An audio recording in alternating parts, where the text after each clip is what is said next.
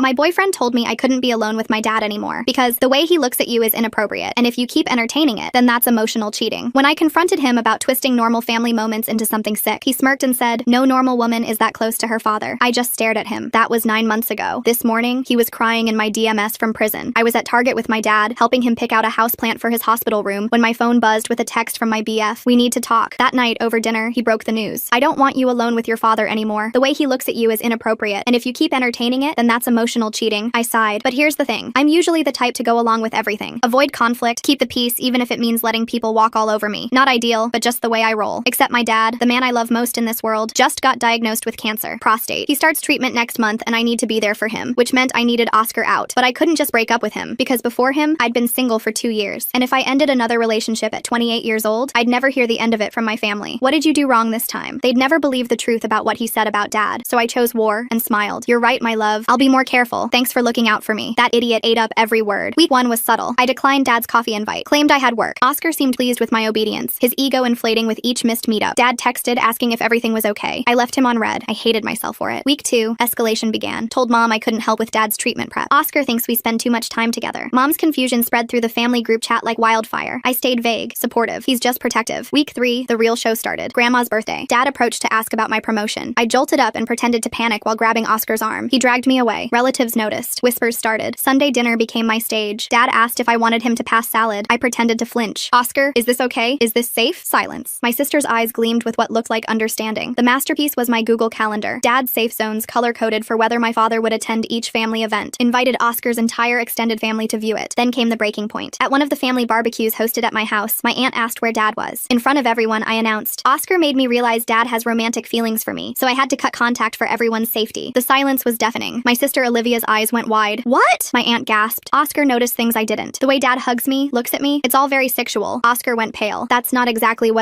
You're so protective," I gushed, squeezing his hand. But my facade didn't last long, because soon I felt his nails start digging into my arm, and I recognized its meaning instantly. Shut up or get hit. I forced myself to form a smile. "JK, guys, we just have a weird sense of humor. Dad couldn't make it because he has chemo today." I felt 10 pairs of eyes burning into me, but I kept up the charade and even kissed Oscar on the cheek. I hated how quickly they believed me. But apparently, not everyone was fooled, because the next morning, me and Oscar woke up to pounding on the front door. Oscar's mom and sister burst through like a storm hitting the coast. "Where is he?" Oscar appeared. Slap. The sound of his mom's slap against his cheek echoed through the entire apartment. Lol. "You told her that her father wants her romantically?" Jim called me sobbing. Sobbing. "What is wrong with you? She's twisting everything." I just said what exactly? That fathers can't love their daughters? That family affection is sexual? What? Oscar exploded. "He texts her goodnight. They get coffee every week. Go shopping together. It's weird. That's called having a DAD," his sister yelled. "No normal woman is that close to her father. I set a boundary and a sick, twisted boundary." His mom looked disgusted. "She isolated herself from her father because of your BS." Oscar kept ranting about inappropriate dynamics, about boundaries, about how nobody understood what he saw. The more he talked, the worse he sounded. His family stared in horror at the monster they'd never noticed before. His mom grabbed my hand. "Pack your things. Now." In the car, his sister turned to me with tears in her eyes. He did this to his last 3 girlfriends. Olivia, Monica, Kate, all had inappropriate dads according to him. She paused. I never believed those girls. Until now. My blood ran cold. 3. Oscar's mom gripped the wheel. I failed raising him. "No," I said, thinking of Dad starting chemo soon. He showed me who he was. I just made sure everyone else saw it too. That's when I felt my phone buzz. It was Oscar again. He sent me a video and I instantly recognized it. It was the tape from our 3rd month together, back when I still trusted him. "You think you won, but you forgot I had this." My hands shook as I stared at the screen. The video thumbnail showing me in Oscar's bed from back when I still trusted him, and Helen must have noticed something was wrong because she pulled into the nearest parking lot and turned around in her seat. Rachel leaned over and gently took my phone from my trembling fingers, her face going pale as she recognized exactly what Oscar had sent, and I watched her jaw clench the same way it had when she'd mentioned Monica earlier. Helen asked what he'd sent, but I couldn't form the words, my throat closing up as I thought about that video going public, going to my work, my family seeing it, and Rachel answered for me, telling her mom it was an intimate video from early in our relationship. The car went silent for about 3 seconds before Helen slammed her hand on the steering wheel and said we were going straight to the police, that Minnesota had strict revenge porn laws, and they'd both testify about Oscar's pattern with his exes. Rachel pulled up the law on her phone, showing me it was a gross misdemeanor, that Oscar could face jail time, and I felt this weird mix of relief and terror as Helen started the car again and headed toward downtown Minneapolis. At the police station, Officer Janet Williams led me to a small interview room while Helen and Rachel waited outside, having already given their statements about Oscar's history with Monica and Kate. I struggled through the details, explaining how Oscar had filmed me without my knowledge during what I thought were private moments, how he was using it to threaten me now that I'd left him, and Officer Williams typed everything up while explaining the legal process ahead. She said they'd need to get a warrant for Oscar's devices, that the case was strong with Helen and Rachel's testimony about his pattern, and she gave me a case number and her direct line before before walking me back to the waiting area. 3 hours had passed by the time we got to Helen's house, and I finally worked up the courage to text my dad while sitting in their guest room, typing out that I was safe, Oscar was gone, and I was sorry for everything I'd put him through. His response came within seconds, just asking if I wanted to get coffee tomorrow morning at our usual place. No questions, no anger, just that simple invitation that made me break down crying. Rachel had left a notebook on the nightstand, Monica's diary from when she dated Oscar 2 years ago, and as I read through the entries that night, I saw the exact same pattern: the isolation from her father, the jealousy over normal family interactions, the way Oscar twisted everything into something dirty. Monica wrote about missing her dad's birthday because Oscar said it was inappropriate for adult daughters to celebrate with their fathers, about Oscar monitoring her texts with family members, about the slow suffocation of every relationship that wasn't with him. The next morning, I met Dad at our coffee shop on Hennepin Avenue, and he looked thinner from the chemo, but his eyes were warm as he slid my usual vanilla latte across the table. He told me Olivia had called him after the barbecue, that she knew something was wrong with how I'd been acting, and I broke down completely, telling him everything about Oscar's accusations, about the threats, about the video, while he just held my hand and listened. When I finally stopped talking, Dad pulled out a small notebook from his jacket pocket and showed me pages of observations he'd been keeping since the barbecue, documenting my strange behavior, Oscar's controlling gestures, the way I'd flinch when Dad got near me. He said he and Mom had been planning an intervention, that they'd even contacted a domestic violence counselor for advice, but Helen had beaten them to it, and I realized my family had never believed Oscar's sick story for a second. As Dad reached for his wallet to pay, his chemotherapy schedule fell out onto the table, and I saw all the appointments he'd been going to alone while I was playing Oscar's twisted game, the treatments I should have been there for. The guilt hit me like a punch to the stomach, but Dad squeezed my shoulder and said I'd been protecting us both in my own way, that he understood I was trying to expose Oscar without direct confrontation. And that's when my phone buzzed with a text from an unknown number. It was Oscar using someone else's phone, saying I had 24 hours to drop the police report, or he'd send the video to my workplace, to my LinkedIn connections, to everyone in my contact list. Before I could even process the threat, Helen texted me that Oscar had just sent the same message to Rachel, that they were screenshotting everything and adding it to the police file. And Officer Williams called within minutes saying they'd expedited the warrant based on the new threats. 2 days later, Helen drove me to meet with the lawyer she'd recommended, Patricia Kim, whose office was in a tall building downtown with security guards checking IDs at the entrance. How did Helen and Rachel know exactly what to do so fast? The way Rachel recognized that video type immediately, and Helen knew about the revenge porn laws, makes me wonder if they've helped other girls through this before with Oscar's past victims. Patricia had short gray hair and glasses that made her look serious as she spread out papers on her desk, showing screenshots of Oscar's messages and the police reports we'd filed. She explained that his threats counted as criminal coercion on top of the revenge porn charges, while highlighting sections of the law with a yellow marker and sliding forms across for me to sign. The next morning, going back to work felt weird, as I sat at my desk pretending everything was normal, while my coworkers chatted about weekend plans and complained about the coffee machine being broken again. During the marketing presentation about authentic customer relationships, I kept my phone face down on my lap, checking it every few minutes under the table, even though each buzz made my stomach drop. At lunch, Olivia called while I was eating a sad desk salad and told me she'd been doing some digging online and found out Oscar had messaged 3 of my coworkers on LinkedIn asking about my schedule and who I ate lunch with. My hands started shaking as she read me the screenshots she'd taken where he pretended to be planning a surprise for me, but was really trying to find out if I was dating anyone at work. After hanging up, I spent the rest of the afternoon jumping every time someone walked past my cubicle, wondering if my supervisor knew something since she'd been giving me weird looks all morning. That evening, Helen and Rachel picked me up from work to go back to the apartment and pack my stuff since I couldn't stay there anymore with Oscar having keys. The moment we walked in, I knew something was wrong because the photos on the wall were crooked and my laptop wasn't on the kitchen table where I'd left it. Rachel started taking pictures of everything, while Helen found a note stuck to the fridge that just said, "You have 48 hours," in Oscar's handwriting. Helen immediately called Officer Williams while I searched the apartment and realized my work laptop was gone, along with some USB drives and the external hard drive where I kept family photos. Mom showed up 20 minutes later, still wearing her hospital visitor badge from Dad's chemo appointment, and without saying anything, she just started folding my clothes into boxes with the same focused look she got when doing taxes. Rachel kept documenting everything with her phone, while Helen talked to the police and Mom packed with military precision, occasionally muttering under her breath about what she'd do if she got her hands on Oscar. The next morning, Officer Williams called to say they'd issued an arrest warrant for breaking and entering, theft, and criminal threats, but Oscar wasn't at his apartment or his job, and his phone was turned off. She said they were tracking his credit cards and checking with his known friends, but for now we just had to wait, which felt impossible when every noise outside made me freeze. I stayed at my parents' house trying to work on my laptop from their kitchen table, while Dad dozed on the couch between his treatments, and Mom installed new locks on all the doors. She'd also bought security cameras that she spent hours setting up, checking the angles from her phone and adjusting them until she could see every inch of the property. Making dinner that night felt surreal as Mom cooked spaghetti like it was any other Tuesday while I kept checking my phone, and Dad tried to act normal even though he was exhausted from chemo. Every car that drove past made me tense up, and I barely slept that night, lying in my childhood bed staring at the glow-in-the-dark stars I'd stuck on the ceiling in middle school. Rachel texted me urgently the next afternoon saying she'd found my laptop at Oscar's friend Derek's apartment, after Derek had called her confused about why Oscar had left it there. Derek hadn't known about any of the situation, and was horrified when Rachel explained, immediately agreeing to give a statement to the police about how Oscar had asked him to hold on to the laptop for a few days. When the police got the laptop back, they found Oscar had been trying to access my work email and and files, looking for proof that I was having an affair with a colleague named Marcus, who'd helped me with a project last month. Patricia filed for an emergency restraining order that afternoon, using all the new evidence of escalation, and the judge granted it immediately, though she warned me it was just a piece of paper if Oscar decided not to respect it. 3 days later, Dad insisted on going to his treatment appointment even though Mom wanted him to rest, and I went with him to the cancer center where we sat in uncomfortable chairs while chemicals dripped into his arm through an IV. While we waited, he talked about how getting cancer had taught him that avoiding problems didn't make them go away, and sometimes you had to stand up and fight even when you were scared. His hand was cold when he squeezed mine, and I could see he'd lost more weight, but his eyes were still determined as he told me I was doing the right thing by not letting Oscar control me anymore. The nurse came in to check Dad's IV, and I stepped outside to give them space when my phone rang with a number I didn't recognize. It was Marcus, Oscar's best friend from college, and his voice sounded shaky as he explained that Oscar had showed up at his apartment completely drunk and wouldn't stop ranting about how I'd set him up and ruined his life. Marcus had started recording on his phone when Oscar began getting specific, admitting he'd taken my laptop from my apartment and describing in detail how he was going to destroy me piece by piece until I had nothing left. I could hear Oscar's slurred voice in the background of the recording Marcus played for me, the threats getting more graphic with each sentence. Marcus said he was driving Oscar back to his apartment right now and would call the police as soon as Oscar passed out on his couch, which based on how drunk he sounded would be any minute. I thanked Marcus and hung up just as Mom arrived with coffee from the cafeteria, her face lighting up when she saw Dad sitting up in bed looking stronger than he had in weeks. We spent the next few hours playing cards and watching old sitcom reruns on the tiny hospital TV, Dad making jokes about the terrible hospital food while Mom fussed over his blankets. Around 2 a.m., my phone rang again, and this time it was Janet, the detective handling my case, telling me they'd arrested Oscar at his apartment after Marcus called them with a recording. She said Oscar was being held on multiple charges, including violating the restraining order, breaking and entering, and theft of my laptop, which they'd found in his closet. The bail hearing was set for tomorrow afternoon, and Janet suggested I be there with my lawyer Patricia to present our evidence to the judge. I couldn't sleep after that call, just sat in the uncomfortable hospital chair watching Dad's chest rise and fall while mentally preparing for seeing Oscar again in court. The next afternoon, Patricia met me outside the courthouse with a thick folder of evidence, including the recording from Marcus, the security footage from my apartment building, and statements from Oscar's mom and sister about his pattern of behavior. Inside the courtroom, Oscar looked rough, unshaven with dark circles under his eyes, his expensive suit wrinkled like he'd slept in it. His lawyer argued for release, calling this a simple miscommunication in a relationship dispute and claiming Oscar posed no real threat to anyone. Patricia stood up and methodically presented each piece of evidence, playing the recording where Oscar explicitly threatened me, showing the judge photos of my ransacked apartment, and reading statements from multiple witnesses about Oscar's history of controlling behavior with previous girlfriends. The judge's expression grew darker with each piece of evidence Patricia presented, especially when she played the part of the recording where Oscar described his plans to systematically destroy my reputation and career. After 20 minutes of arguments, the judge set bail at $50,000 with strict conditions including GPS monitoring, no contact with me or my family, and mandatory anger management classes. As we left the courtroom, Helen approached me with tears in her eyes, grabbing my hands and apologizing over and over for not seeing what her son had become. She told me she'd thought each of his ex-girlfriends had been the problem, always believing Oscar's version of events where they were crazy or clingy or inappropriate with their families. She couldn't finish her sentence about not wanting to believe her son was capable of this, but her pain seemed genuine as she squeezed my hands one more time before walking away. A week later, Patricia called to tell me Oscar had made bail through a bondsman and was out with a GPS ankle monitor attached. She assured me any violation would send him straight back to jail, but I still installed extra locks on my apartment door and started staying with different family members each night, never posting on social media about where I was. Mom insisted I stay at their house most nights, setting up my old bedroom exactly how it was in high school with my stuffed animals still on the shelf. Things stayed quiet for about 2 weeks until my boss called me into his office looking uncomfortable, sliding a printed email across his desk that someone had sent to HR, claiming to be concerned about my mental stability. The email included screenshots from my social media that had been taken completely out of context, posts about being tired or stressed from Dad's cancer that were twisted to make me look unhinged and vindictive. HR suggested I take voluntary leave while things settled down, even though I explained the situation and showed them the restraining order and police reports. That same day, Olivia called me frantically, saying she'd been getting weird messages on Facebook from an account with my name and photo, but that definitely wasn't me. Patricia's yellow marker highlighting the law sections while explaining criminal coercion makes me wonder if she's done this exact presentation hundreds of times before. The way she slid those forms across her desk so smoothly suggests she has this whole process down to a science. The fake account was sending bizarre rambling messages to our extended family members and my professional contacts, each one carefully crafted to stay just within legal boundaries while making me look completely unstable. The messages referenced real events and included details only someone close to me would know, but twisted everything to paint me as paranoid and delusional. Olivia had already reported the accounts, but new ones kept popping up faster than Facebook could take them down, and the technical sophistication suggested Oscar had help from someone who knew what they were doing. I spent the next few days in my childhood bedroom scrolling through increasingly concerned messages from cousins asking if I was okay, and former colleagues wondering what was happening to me. Each fake message was more elaborate than the last, weaving complex stories about conspiracy theories and mental breakdowns that sounded just believable enough to make people worry. Mom brought me tea and sat silently beside me on my twin bed, rubbing my back while I showed her screenshot after screenshot of the fake account accounts, destroying my reputation piece by piece. 3 days later, Dad's oncologist called asking to speak with me urgently, explaining that someone claiming to be me had called to cancel all of Dad's upcoming chemotherapy appointments. The office manager had caught the discrepancy when the voice didn't quite sound right, and they'd called Dad directly to confirm, but he'd already missed one treatment session while they sorted out the confusion. My hands shook with rage as I realized Oscar was now actively interfering with Dad's cancer treatment, using his campaign against me to hurt the person I loved most in the world. Patricia immediately filed additional charges for harassment and impersonation, but explained that proving Oscar was behind the anonymous attacks would be nearly impossible since the fake accounts all used VPNs and were created from public Wi-Fi at coffee shops and libraries. The digital trail was too clean, too professional, suggesting Oscar had either learned these techniques himself or hired someone to execute his revenge while he maintained plausible deniability behind his GPS monitor. The next morning, my phone rang while I was making coffee, and the caller ID showed my bank's fraud department. They explained someone had tried accessing my accounts 3 times overnight, using security questions about my first pet's name and the street I grew up on, things only Oscar would know since I'd filled out those forms with him when we'd merged some accounts months ago. The representative said they'd blocked the attempts but recommended I close everything and start fresh at a different bank entirely, which meant spending my whole morning dealing with automatic payments and direct deposits I'd forgotten existed. I was still on hold with my credit card company when Mom called to say a flower delivery had just arrived at their house. The bouquet was huge, all white roses and baby's breath, the exact same arrangement Oscar had brought to our first date, and the card just said, "Thinking of you during this difficult time, a concerned friend," in typed letters that could have come from anyone. Mom took photos of everything before tossing it all in the garbage, but we both knew it was him sending a message that he could still reach us even with that ankle monitor supposedly tracking his every move. 2 days later, Rachel showed up at my door carrying a banker's box full of folders and looking exhausted. She'd spent the past week tracking down Oscar's exes and gathering their stories, finding not just Monica and Kate, but also someone named Jennifer from 4 years ago, who none of us had ever heard about. Rachel spread the documents across my kitchen table, showing me police reports, restraining order applications, workplace complaints, and printed emails that all followed the same pattern of isolation, control, escalation, and then total destruction when each woman tried to leave. Jennifer's folder was the thickest, filled with evidence of how Oscar had systematically destroyed her nursing career with anonymous complaints to her licensing board about drug theft and patient abuse. None of it true, but enough to trigger investigations that made her unemployable. 2 weeks passed in this weird limbo of waiting for the next attack, and I finally decided to try going back to work just to feel normal for a few hours. But when I swiped my keycard at the office entrance, nothing happened, and the security guard looked uncomfortable as he explained there had been multiple concerning incidents reported about me, and I'd need clearance from HR before I could enter the building. The way he avoided eye contact and the pitying look he gave me made it clear that everyone in the building had heard something terrible about me, though I had no idea what Oscar had told them. That night, Olivia's husband Tom came over with his laptop, his face pale as he showed me what he'd discovered while trying to help secure my digital accounts. Oscar had installed something called Family Guard on my old laptop months ago, supposedly to protect us from hackers, but it was actually sophisticated tracking software marketed for parents monitoring their kids that recorded every keystroke, every password attempt, every website visit. Tom showed me logs of failed login attempts to my email, social media, even my online banking from IP addresses all over the city, like Oscar was systematically trying to break into every aspect of my digital life. The software was completely legal since I'd technically agreed to it when Oscar had me click through some terms and conditions he said were for antivirus protection, and now he had months of my data including passwords I'd since changed but whose patterns he could probably guess. 3 days later, I went with Dad to his chemotherapy appointment, trying to act normal and supportive while he got his IV drip, when another patient in the chair next to us leaned over and said she'd seen my posts in the Cancer Family Support Forum about how I was struggling with my father's inappropriate attachment to me during his treatment. I'd never posted anything anywhere, had never even heard of that forum, but when she showed me on her phone, there were dozens of posts under a username similar to mine, sharing twisted versions of real events from our family and making me sound completely delusional. Dad squeezed my hand and told me to ignore it, but I could see how much it hurt him that Oscar was using his cancer as a weapon against us. The real shock came the next morning when Helen called sobbing so hard I could barely understand her words. Oscar had drained his entire trust fund, almost $200,000, and disappeared after cutting off his ankle monitor in a downtown parking garage. The security footage showed him getting into a car with someone, but the plates were deliberately obscured with mud, and the passenger wore a hoodie that hid their face. Patricia immediately filed for an emergency protection order, while the detective issued an arrest warrant. But we all knew Oscar had planned this carefully, and probably had new identification already. That afternoon, I completely fell apart in my parents' living room, sobbing about how I'd brought this monster into our lives and put everyone in danger. Dad pulled me close despite being weak from chemo and said firmly that I didn't bring Oscar anywhere because predators like him choose their targets, and there was a big difference between being targeted and being responsible. Olivia sat on my other side and added that we were going to end this together as a family, that Oscar had messed with the wrong people. The next morning, I was buying groceries, trying to maintain some normal routine, when a woman approached me near the produce section and introduced herself as Jennifer. She'd been following the news about Oscar's arrest and recognized his patterns from when he'd destroyed her life 4 years ago. She pulled out her phone and showed me screenshots of emails, texts, and forum posts from back then that looked exactly like what he was doing to me now, even using similar language and tactics. She offered to testify about his patterns if it would help, and gave me a flash drive with all her evidence from back then, saying she'd been waiting years for another victim to come forward forward so people would finally believe her. That evening, I was still processing Jennifer's story when my phone buzzed with an email from my company's HR department. They were terminating my employment effective immediately due to ongoing security concerns and reputational risks to the firm, with a severance that included 3 months' pay, but required signing a non-disclosure agreement about the circumstances of my departure. Patricia reviewed it and advised me to take the deal since we needed resources for what was coming, and fighting the termination would drain energy we needed for the criminal case. Jennifer arrived at Patricia's office the next morning with 3 boxes of documents. She spread everything across the conference table while Tom studied each page carefully. Oscar had used the same email formats for years. The fake accounts always followed patterns like first name, last name, 1, 2, 3, or initial number combinations. Tom started mapping connections between accounts and noticed Oscar recycled passwords across platforms. Within hours, he'd built a digital profile showing Oscar's online habits and weaknesses. Mom walked in carrying her own folder of research. She'd spent weeks calling Oscar's relatives and piecing together his history. His aunt had finally opened up about Oscar's dad being just as controlling before their divorce. There were juvenile records from when Oscar was 16 that got sealed. The aunt remembered police visits and restraining orders. Oscar's pattern went back over a decade. 3 days later, Rachel called with urgent news. Oscar actually planned his escape for months while pretending to follow the rules. The way he cut off his ankle monitor right when he'd drained $200,000 makes me wonder who helped him disappear so perfectly. She'd found a storage unit Oscar rented using a fake name 6 months ago. Security footage showed him visiting just last week carrying boxes inside. Janet got a warrant within hours while we all waited at the station. The storage unit manager met us there with bolt cutters. Inside, we found rows of banker boxes labeled with women's names. Each box contained printed emails, photos taken without permission, and detailed journals. Oscar had documented every text, every conversation, every perceived slight from his exes. The worst part was finding my box. It had entries dating back 2 months before we even met. He'd studied my social media, mapped my routines, planned exactly how to approach me at that bookstore. Pages detailed which insecurities to exploit and how to isolate me from family. Helen invited all of Oscar's victims to her house that weekend. Jennifer, Monica, Kate, and I sat in her living room comparing our experiences. We realized Oscar chose us using specific criteria. All of us avoided conflict, had close family bonds, and worked in careers where reputation mattered. He'd studied us like prey before making contact. Tom set up fake social media profiles matching Oscar's victim preferences the following week. Young women with conflict-avoidant personalities posting about family activities and professional achievements. Within 3 days, suspicious friend requests appeared from new accounts. The messages started friendly but quickly turned manipulative. Tom traced the IP addresses and confirmed Oscar was still hunting. Downtown Minneapolis got busy that Tuesday afternoon. Jennifer recognized the coffee shop immediately since Oscar had approached her there 5 years ago. Through the window, we saw him talking to a young woman who looked uncomfortable. I called Janet while Monica went inside to warn the woman discreetly. Oscar spotted Monica and bolted out the back door. Police arrived minutes later, but he'd vanished into the crowd. At least we knew he was still in the city. Dad finished his last chemo treatment that Friday. The oncologist said his numbers looked promising and recovery was going well. We sat in the hospital room while nurses removed his IV. He squeezed my hand and smiled despite everything we'd been through. Fighting Oscar had given us both strength in different ways. Patricia filed the civil suit the next week. She named Oscar for intentional infliction of emotional distress, defamation, and economic interference. With 4 victims ready to testify, we could establish his pattern of predatory behavior. The case would take months, but Patricia felt confident about our chances. Oscar made his biggest mistake 10 days later. Tom's monitoring software pinged when someone logged into one of the fake accounts. The IP address traced back to Derek's apartment across town. Derek had been Oscar's friend since college, but immediately called Tom when he realized what happened. Oscar was using Derek's Wi-Fi without permission while hiding at a motel nearby. Janet assembled a team within minutes. The motel sat on the outskirts of Minneapolis near the highway. We waited in the parking lot while officers surrounded the building. 20 minutes passed before Janet emerged from room 217 shaking her head. The bed was still warm, but Oscar had vanished through the bathroom window maybe 10 minutes before we arrived. Derek kept apologizing, but Tom told him it wasn't his fault. The officers bagged everything Oscar left behind, including a laptop, 3 burner phones, and stacks of printed emails scattered across the desk. Janet held up one of the pages showing messages between Oscar and someone signing themselves as V, discussing ways to hack my social media accounts and plant tracking software on my devices. The technical details made my stomach turn as I realized how long he'd been planning this. Back at the station, the cyber crimes unit started going through the laptop while I sat with Mom in the waiting area drinking terrible coffee. Helen arrived an hour later with Rachel, both looking exhausted and defeated. Helen pulled out her phone and started typing furiously, while Rachel explained that her mom had decided to do something drastic. Within minutes, Helen's Facebook post was live with Oscar's photo and a detailed warning about his pattern of abuse toward multiple women. She tagged every Minneapolis community group, every local news outlet, every domestic violence organization she could find. The post spread faster than wildfire with over 300 shares in the first hour alone. Rachel showed me the comments flooding in from other women who recognized Oscar from dating apps or bars where he'd made them uncomfortable. The next morning, I had to go back to my apartment for winter clothes since the temperature was dropping fast. Tom came with me but stayed in the hallway while I packed. Everything felt wrong in that space, like Oscar's presence had infected every corner. I grabbed sweaters from my closet when something caught my eye in the ceiling vent above my bed. My hands shook as I stood on a chair and unscrewed the vent cover. A small camera fell into my hands, its red recording light still blinking. The memory card inside showed footage dating back 6 months before the restraining order, before I'd even tried to leave him. 3 days later, Patricia called with news news that made everything worse. The cybercrimes unit had identified V as Vincent Smith, a former IT specialist who lost his job after stalking a coworker. Vincent ran an online forum for men who felt oppressed by feminist society, where Oscar was apparently a star member. The FBI took over the case immediately since Vincent lived in Wisconsin, and the cyber attacks crossed state lines. Patricia warned me this was getting bigger than just Oscar now. That afternoon, a local reporter named Sarah contacted Patricia saying Oscar had reached out to her station, claiming he was being framed by a conspiracy of vindictive women. Sarah had done her homework, though, finding the police reports and talking to Oscar's previous victims before calling Patricia for comment. Patricia put the call on speaker so I could hear Oscar's recorded interview where he admitted to checking on me through my devices and making sure I wasn't spreading lies about him. Sarah asked if we wanted to provide a statement, but Patricia said the recording spoke for itself. 2 days later, the FBI raided Vincent's apartment in Madison and hit the jackpot. Vincent had saved everything, including chat logs from a private forum where over 50 men shared tactics for surveilling, controlling, and punishing their ex-partners. Oscar's username appeared in dozens of conversations where he bragged about his methods and encouraged others to take back control from their exes. The agents found my personal information along with data on 17 other women being targeted by various forum members. The case exploded from a stalking charge to a federal investigation into organized criminal harassment. Patricia's office became command central as federal prosecutors arrived to build a RICO case against the entire network. Jennifer, Monica, and Kate joined me as key witnesses since Oscar had discussed all of us extensively in the forum. The prosecutors explained that this wasn't just about Oscar anymore, but about dismantling a whole system of coordinated abuse. We spent days giving statements and reviewing evidence that showed how these men had turned partner abuse into a structured operation with shared resources and strategies. Meanwhile, Mom had been busy organizing something of her own. She'd started a support group for families affected by Oscar's manipulation, meeting at the community center every Tuesday evening. 8 families showed up to the first meeting, including parents, siblings, and even Oscar's old roommate who felt guilty for not seeing the signs. Dad came too, and hearing other parents share their guilt about not protecting their kids sooner helped him stop blaming himself for not recognizing Oscar's behavior earlier. Everyone had stories about small red flags they'd dismissed or explained away. 2 weeks passed before Tom's decoy dating profiles got an interesting message. Oscar had created a new identity calling himself Marcus, but his writing style was unmistakable. He sent a message to one of the profiles saying, "I know what you're doing," followed by details only Oscar would know about the honey trap operation. Tom immediately forwarded everything to the FBI, who used the metadata to track Oscar's new location. Each time Oscar responded to the fake profiles, he gave them more data to narrow down his hiding spots. His ego wouldn't let him stay quiet even when he knew it was a trap. The investigation took another turn when the court unsealed Oscar's parents' divorce records from 15 years ago. The documents revealed that teenage Oscar had attacked Helen when she tried to leave his father, breaking her wrist and threatening worse if she went through with the divorce. His father had similar controlling behaviors that Oscar had clearly learned and perfected. The pattern of generational abuse became crucial evidence showing Oscar's violence wasn't new, but part of a long-term pattern that was escalating. Patricia connected me with Safe Haven 2 days later, and they wanted me to speak at their monthly awareness meeting. I stood in front of 30 people in a community center basement and just started talking about the small things that seemed normal at first. How Oscar would check my phone while I was sleeping, how he'd show up at my work unexpectedly with lunch but really to see who I was eating with, how he'd get quiet when I mentioned male coworkers and then pick fights about unrelated things later. The room was dead silent as I explained how these tiny red flags grew into him trying to isolate me from my dying father. Someone recorded it on their phone and posted it online that night. The camera hidden in her ceiling vent recorded her for 6 months before she even tried to leave. That's so much planning and watching. How did Oscar know exactly where to put it to see everything in her room? By morning, it had 20,000 views. By the next afternoon, it hit 50,000 with comments from women sharing similar stories. Vincent Williams saw that video from his jail cell, and his lawyer called Patricia within hours. He wanted to make a deal. He knew where Oscar was hiding because the whole network had safe houses for when things went bad. Oscar was at a cabin near Duluth that belonged to another member who went by the username Red Pill King. The arrest team moved at 4 in the morning 3 days later. Oscar had dyed his hair black and grown a beard, but they found him with 30,000 in cash, 4 fake IDs with different names, and a detailed plan for crossing into Canada through International Falls. He fought them hard enough that they had to use a taser. The prosecutor's office called me in the next day to review evidence for the trial. Box after box of stuff they'd taken from his apartment and storage unit. Thousands of photos of me that I never knew he'd taken. Me at the grocery store. Me walking to my car after work. Me through my bedroom window. Pages and pages of notes about my daily routine. My family members, my friends, every detail of my life mapped out like a research project. The prosecutor, a woman named Janet, put her hand on mine when I started shaking. "This was never about you," she said quietly. "You were just the current target. Men like this pick their victims based on opportunity, not personal connection." The bail hearing happened that week, and the judge denied it immediately based on flight risk and community danger. Oscar's lawyer tried arguing for psychiatric evaluation to build an insanity defense, saying his client needed mental health treatment, not jail. Patricia warned me this could delay everything by months, but we had no choice but to wait. The evaluation was scheduled for the following Tuesday. The psychiatrist asked Oscar about his childhood, his relationships, his father. When the doctor mentioned his dad's controlling behavior toward Helen, Oscar lunged across the table and grabbed the man by the throat. 2 guards had to pull him off. The whole thing was caught on the evaluation room camera. The psychiatrist testified later that Oscar showed no signs of mental illness, just extreme need for control and willingness to use violence to get it. The insanity defense died right right there. While all this legal stuff dragged on, I needed to work. A company that makes security software had followed my story and reached out through LinkedIn. They wanted someone who understood real-world crisis management from personal experience. The position was entry-level, way below my old job, but it was something. Mom cried when I told her I'd accepted it. "You're rebuilding," she said. "That's all that matters." 2 weeks later, Dad finished his last round of chemo. The scan results were good, really good, and we had dinner at his favorite steakhouse to celebrate. He stood up with his water glass and looked around at all of us, to fighting the battles that matter and knowing which ones those are. Everyone raised their glasses, and I saw Olivia wipe her eyes. We felt closer than we'd ever been, like going through hell had welded us together stronger. The pretrial hearings started the next month at the federal courthouse downtown. Oscar looked thin and pale in his orange jumpsuit, constantly whispering to his lawyer and scanning the gallery. Then he saw us in the third row. Me, Jennifer, Monica, and Kate all sitting together. His face went red and he jumped up screaming that we were conspiring bitches who'd planned this whole thing. The bailiffs dragged him out while his lawyer tried to apologize to the judge. 2 weeks after that, Helen took the stand. She described watching Oscar's behavior escalate over the years, seeing the warning signs but telling herself it was just protectiveness or stress from work. She talked about finding his notebooks about his ex-girlfriends, the detailed plans for controlling them, the rage when they left. Her voice broke when she admitted she'd failed those girls by not speaking up sooner. Oscar stared at her with such pure hatred that the judge ordered 2 extra officers to stand between them. Then came the moment that changed everything. Oscar's lawyer stood up and announced their defense strategy. They were claiming I'd seduced and manipulated Oscar from day one, that I'd orchestrated the entire situation to get access to his family's money. They even had a witness ready to testify, someone from Oscar's network who'd supposedly seen me researching the family's finances before we'd even met. The prosecutor stood up and called their witness to the stand, some guy named Derek who worked at Oscar's company 3 years ago. Derek started strong, claiming he'd seen me at a coffee shop near their office, Googling Oscar's family trust fund details on my laptop. The prosecutor let him talk for 5 whole minutes before pulling out security footage from that exact coffee shop on that exact date. Derek's face went white when the screen showed him in Florida that week at a work conference. The FBI agent sitting in the front row stood up and Derek started shaking. Within 10 minutes, Derek admitted Oscar had promised him $50,000 to lie. The judge ordered Derek arrested right there in the courtroom for perjury and witness tampering. Oscar's lawyer looked sick. Rachel took a stand next and spent 2 hours walking the jury through Oscar's history. She brought yearbooks showing 3 different girlfriends from high school who all mysteriously moved away mid-semester. She had copies of the restraining order his college roommate filed after Oscar installed hidden cameras in their dorm. She showed termination papers from his first job where HR documented him following a coworker home repeatedly. The jury took notes as Rachel listed 20 years of escalating behavior that everyone had ignored or excused. That night, I couldn't sleep knowing I'd testify tomorrow. Dad sat with me on the couch holding my hand while I stared at the ceiling. He told me about waiting for his biopsy results and how scared he'd been. We both knew about facing things that terrified us. The next morning, I threw up twice before getting to court. I testified for 4 straight hours, walking through every text, every threat, every time Oscar broke into my apartment. Oscar's lawyer tried to make me look vindictive, but Patricia's redirect questions let me explain the truth. I just wanted to support my dying father without Oscar's interference. Tom from the FBI's cybercrimes unit testified after me with 3 laptops and a projector. He showed the jury every fake account Oscar and Vincent created, every GPS tracker they installed, every spoofed phone number they used. The digital trail was massive with timestamps proving Oscar spent 8 to 10 hours daily monitoring and harassing his victims. Monica testified next about swallowing a bottle of pills after Oscar's fake complaints cost her the nursing job she'd worked 10 years to get. Kate cried, describing how child services took her daughter for 3 weeks after Oscar filed false abuse reports with doctored photos. Jennifer explained moving from Seattle to Phoenix to Miami trying to escape him. The prosecutor then wheeled in 3 boxes from Oscar's storage unit. Inside were trophies from each victim, including my grandmother's bracelet I thought I'd lost, Monica's nursing school pin, a drawing Kate's daughter made that disappeared from their fridge, and Jennifer's college diploma she thought got lost in a move. The jury stared at the collection of stolen items laid out on the evidence table. During the lunch break, a woman approached me in the hallway. She said Oscar had started talking to her at the same coffee shop where I'd met him. She was going through a divorce, and Oscar seemed so understanding at first. She thanked me for saving her from whatever would have happened. We hugged, and I felt her shaking. Oscar took the stand that afternoon against his lawyer's advice. He claimed we were all crazy ex-girlfriends who couldn't handle rejection and had conspired to frame him. He said the videos were consensual, the break-ins were him retrieving his belongings, and the fake accounts were just him protecting his reputation. The prosecutor's cross-examination lasted 3 hours. Oscar admitted taking videos without consent, but said women should expect that in relationships. He admitted breaking into my apartment, but claimed he had a right to check on me. He admitted creating fake social media accounts, but insisted it was normal to monitor girlfriends online. He justified every crime as protecting himself from female manipulation. His own lawyer put his head in his hands as Oscar kept talking, digging himself deeper with every answer. The judge finally stopped him and sent the jury out while the lawyers gave their closing arguments. The prosecutor stood up and walked right to the jury box, pointing at Oscar while she talked about how he saw women as things to own, not people with their own lives. She showed them the pattern with all his ex-girlfriends, the fake accounts, the break-ins, everything that proved this wasn't about love, but about control and punishment when women tried to leave him. Oscar's lawyer tried to make him look like some sad guy who just got carried away after being dumped, but nobody was buying it when there were so many victims and so much evidence. The jury went to deliberate and came back in just 3 hours. While we waited, my phone started blowing up with texts from Patricia and the other women. 2 more girls from Oscar's high school had seen the news coverage and contacted the FBI about stuff he did to them back then. The prosecutors couldn't add those to this case but announced they were opening new investigations. We all met up at Helen's house to wait for the verdict together since the courthouse was too crowded and reporters kept trying to talk to us. How did Tom from the FBI figure out that Oscar spent exactly 8 to 10 hours every single day watching his victims online? The way the jury stared at those stolen trophies makes me wonder if they understood right away what those items really meant to each woman. Helen kept saying she was sorry over and over, but Patricia held her hand and told her none of this was her fault. Monica brought coffee and Kate brought sandwiches nobody could eat because we were all too nervous. Rachel sat with us too, sharing more stories about warning signs she'd missed with Oscar growing up. When the call came that the jury was back, we rushed to the courthouse. The judge read it out loud, and Oscar was guilty on everything: stalking, harassment, criminal threats, breaking and entering, theft of property, revenge porn, conspiracy to commit fraud, witness tampering, and 3 more charges I couldn't even process. Oscar just stared straight ahead, but I could see his hands shaking on the table. The judge set sentencing for next month, and Oscar got taken back to jail. Over the next week, the FBI arrests kept happening. 17 guys from that network Oscar was part of got picked up across 5 states. The story went national, and suddenly everyone was talking about digital stalking laws. 3 states changed their revenge porn laws because of our case. Dad called me crying when he saw it on the news, proud of me for fighting back. Then he had even better news at his 6-month scan. The cancer was in remission. We went to his favorite restaurant to celebrate, just the 2 of us, and he grabbed my hand across the table. He told me I saved him too by showing him how to fight when things got hard. At the sentencing hearing, we all got to read victim impact statements. Patricia went first and talked about losing her job and having to move 3 times. Monica talked about the therapy she still needs. Kate talked about not being able to trust anyone anymore. Helen stood up last and read a letter she wrote to Oscar, saying the son she raised died the day he chose to hurt women instead of respecting them. That's when Oscar finally lost it, screaming that we'd destroyed his life and ruined everything for him. The judge had to have the guards hold him down while he kept yelling about conspiracies and how we'd all planned this. The judge didn't care about his tantrum and gave him 15 years in federal prison with no chance of early release. He also got lifetime registration as a stalker and permanent restraining orders for all of us. Oscar got dragged out still muttering about how this wasn't fair and we'd all pay for this. Walking out of the courthouse, I didn't feel happy or relieved, just empty. This whole thing had taken over my life for months, and now it was done. Patricia walked next to me and reminded me that getting justice was just the first step, and the real work of healing would take time. 3 days later, Helen called and asked if I'd come to her house because the other women Oscar had hurt wanted to meet one more time before we all tried to move forward with our lives. Monica was there with her nursing textbooks spread across Helen's coffee table. Kate had brought photos of her kids who she finally had full custody of again, and Jennifer showed us her engagement ring from the guy she'd been too scared to date while Oscar was stalking her. We exchanged phone numbers, but all knew we needed space from each other to really heal, since seeing each other would always bring back memories of what we'd survived together. Helen made sandwiches, and we ate mostly in silence, each of us lost in our own thoughts about how one man had derailed so many lives. But when we hugged goodbye at the door, we all knew we'd made it through the worst and could finally start living again. That night, I went back to my apartment for the first time since the arrest, and every corner held a memory that made my skin crawl. The couch where we'd watched movies before I knew what he was. The kitchen where he'd made breakfast while planning to destroy my family. The bedroom where I'd trusted him with everything. I called my landlord the next morning and gave notice because this place would always be his, no matter how much I cleaned or redecorated. 2 weeks later, I started my new job at a marketing firm downtown, and when my manager asked about the gap in my resume, I told her the truth about the stalking and the trial. She nodded and said they'd had another employee go through something similar, and if I ever needed to leave for court stuff or therapy, just let her know. Then she showed me to my desk and treated me like any other new hire, which was exactly what I needed. Dad and I started getting coffee again every Thursday morning at our old spot, but now we talked about real stuff instead of just work and weather. He told me about the fear he'd felt during chemo, how he'd wanted to call me but respected the distance Oscar had forced between us, how guilty he felt for not seeing the warning signs sooner. I told him about the terror of living with someone who monitored my every move, the relief when his family finally saw the truth, the emptiness I felt now that the fight was over. We both had cancer stories now, his physical and mine emotional, and somehow that made us closer than we'd ever been before. The support group for stalking survivors met every Tuesday in a church basement, and after my 3rd meeting, the facilitator asked if I'd consider being a peer mentor, since I was one of the few who'd gotten real justice. Most of the others had restraining orders that got violated, cases that got dismissed for lack of evidence, or were still trapped with their stalkers because the system hadn't caught up to modern technology and tactics. I started sharing my story with new members, teaching them how to document everything, how to build a case, how to stay safe while gathering evidence. Mom surprised everyone by starting a nonprofit called Shield Network that connected stalking victims with resources, using her old military contacts to create safe houses and her logistics background to coordinate legal aid and therapy services. Dad became her biggest supporter, handling the finances and going with her to fundraising events. Their marriage stronger than ever after surviving both his cancer and my crisis. 6 months after the trial, Patricia forwarded me a letter from Oscar that had come to her office from the prison. She'd already filed it with authorities as a violation of the no-contact order, which would add time to his sentence, but she wanted me to know he was still blaming everyone else and showing no remorse. I felt nothing reading his words about how we'd all conspired against him and ruined his life, just filed it away mentally as proof I'd made the right choice in exposing him. Olivia and I started having sister dinners every Sunday where we'd cook together and talk about everything we'd been too scared to discuss before. She admitted she'd noticed Oscar getting controlling early on, but didn't know how to bring it up without seeming jealous or petty, and we developed a code word system, so if either of us ever felt unsafe, we could signal for help without alerting anyone dangerous. 8 months after the trial, we threw Dad a party for being cancer-free for a full year, and I realized halfway through dinner that I hadn't thought about Oscar in weeks. The checking over my shoulder had faded, the jumping at unexpected texts had stopped, and I could trust people again, though I was definitely more careful about red flags. I was pouring coffee for Dad at our usual Thursday spot when my phone buzzed with a text from an unknown number, and for the first time my heart didn't race. It was just someone who'd gotten the wrong number looking for a pizza place, and when I smiled and deleted it, Dad noticed my calm reaction. "You've really moved on," he said, and I realized he was right because Oscar had stolen months of my life but not my ability to live it. The war I'd chosen was over, and I'd won not by destroying him, but by rebuilding everything he'd tried to take away. Alright friends, that's where we'll wrap it up. It's been such a fascinating journey wondering and exploring together. Until next time, like the video. It helps more than you think.